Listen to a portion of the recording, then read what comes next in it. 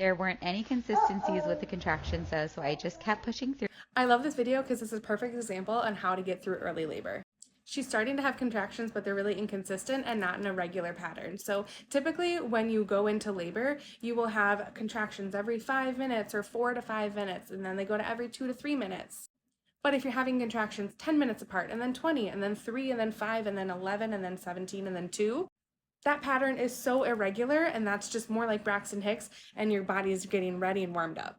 If you're having irregular contractions like that, do like what she did in this video and just ignore it. Go on about your day and breathe through them as much as you can.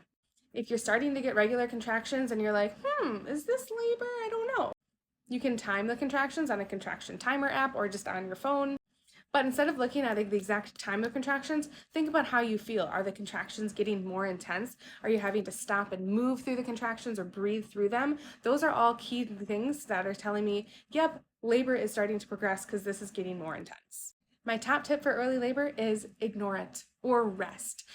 Sometimes people think that they're in early labor, so they do all of the things to try to get themselves in the labor, and now they've exhausted themselves once they're in labor, and they need that energy for later in labor. So if you're in the early stage of labor, rest, drink water, go on a slow walk, lay down, or just continue about your day, okay? Ignore it until you can't anymore, or rest until you can't anymore.